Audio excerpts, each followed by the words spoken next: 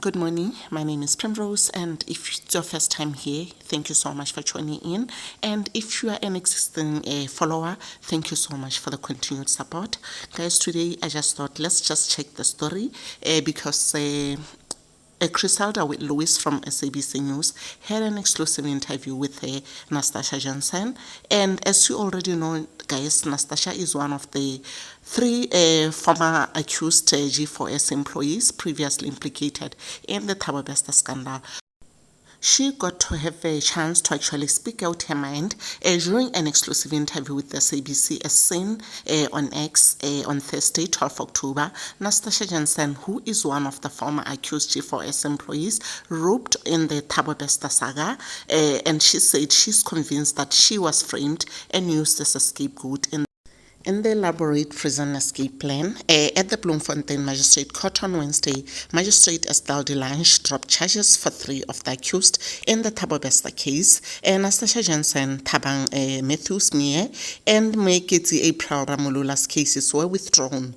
That's what Sowetan Live reported. The three faced several charges, including defeating the ends of justice, fraud, corruption, abating an inmate to escape from lawful custody, concealing an escaped offender, violating a corpse, aiding and arson. All the charges are then withdrawn against the three accused. You may stand down, Delange was quoted as saying. One of the former accused, Jensen, has since shared her intake in what she believes was her part in the disgraceful Thabo and Dr. Nandipa's controversy. I believe I was framed as a scapegoat. I believe I was somehow framed, and I don't know how. I cannot explain, and I also believe that the police did not do a proper investigation, because if they did, I was not going to sit in prison for 29 days. Just to recap on the events of the escape night, Jansen was on duty the night Thabo escaped. She was accused of opening the electric gates Thabo actually used to get out. Because, guys, Thabo walked out, Thabo didn't escape. Like, gates were open for him to just walk out and just go scot-free. Yeah, in an interview with SABC, Jansen retracted that she had nothing to do with the escape. I've never done anything. I don't know what happened that night, she said, detailing the suffering she endured, which included 29 days behind bars. People I thought were my friends distanced themselves. It really hurts. If I had done that, I would have taken responsibility. Jansen added that her greatest pain involved her 8-year-old daughter, who she said was bullied and shamed. Kids are very cruel at school. Kids come to your child, and she's been bullied at school. At home, as parents, sometimes we say certain things around children, and they act on it. That is the main reason I still feel a little bit of anger. Hopefully my child will have a proper childhood and not be bullied for something her mother didn't do. I can't explain how, but I still believe I was framed. Jansen denied knowing Bester. Even he can't say he knows me, and there was no relationship. She blamed the police, saying that they had not investigated properly.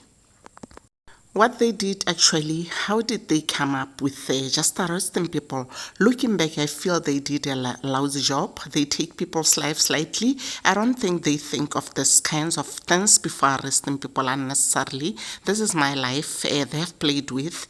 Asked whether she should consider suing the state, Jansen said she was thinking about it. Speaking to Times Live Premium on Wednesday, the National Prosecuting Authority said the release of the three was part of its strategy.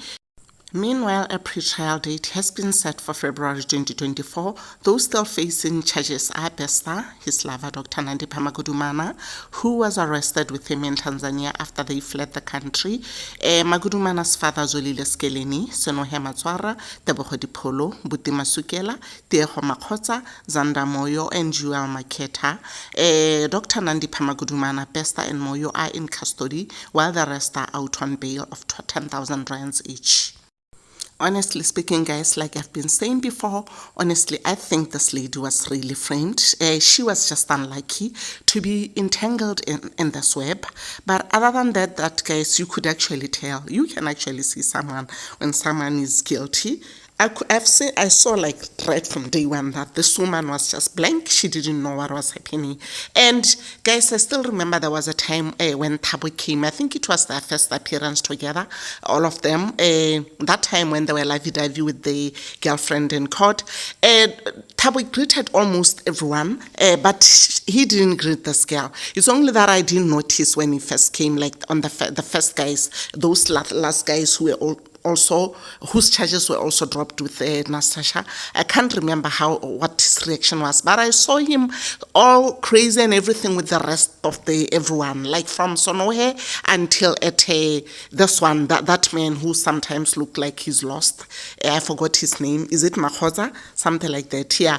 So guys, honestly speaking, I think this woman really deserves this. Yeah, she really deserves this. And I really support her in suing the state for this. Because, guys, imagine 29 days behind in prison. Guys, the thought of prison really gives me shivers most of the time. She should sue them, and she shouldn't forget to also sue G4S. Yeah, that one she shouldn't at all. Yeah, she must make sure she gets a very big deal with G4S. Yeah, and guys, honestly, this one that's why sometimes we say there's like a distraction so that people keep forgetting other issues that really matter. They should forget the ESCOM story. They should forget the Ramaphosa story, because it's like sometimes, just the police just do things that keeps people busy. Like right now, honestly, this was so unnecessary.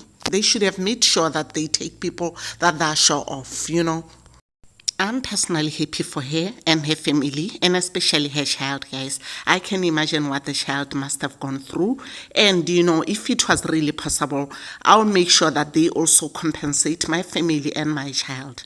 Because that child deserves the bullying to be wiped out, guys. Because that's not something that goes out of your head just like that. So she needs something that can really make her feel okay right now, that okay, fine, that was a blessing, And I always ask myself, guys, I've never noticed how this happens. Like right now, if this lady could sue the state, who's going to take responsibility?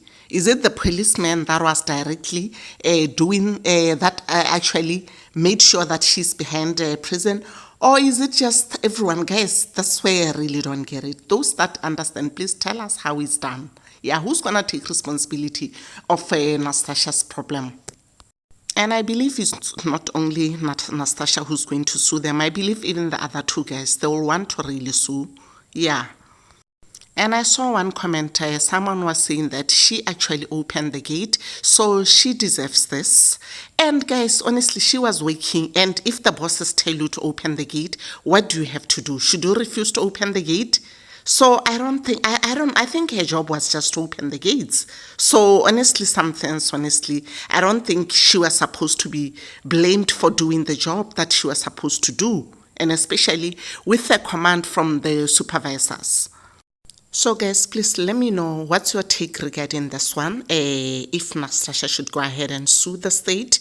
And yeah, please remember to keep your comments civil and respectful. Thank you for everyone that joined. Thank you so much for the likes, for the forwards, guys, for the shares, for subscribing. I really appreciate you so much. Thank you so much. Those that haven't subscribed, please consider subscribing. I'll see you on the next video.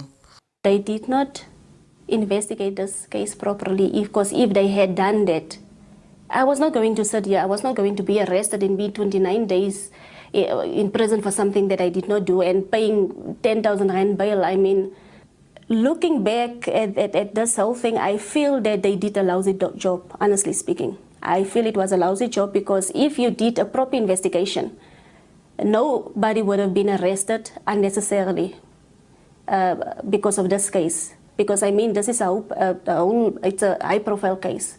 It's people's lives that you are playing with.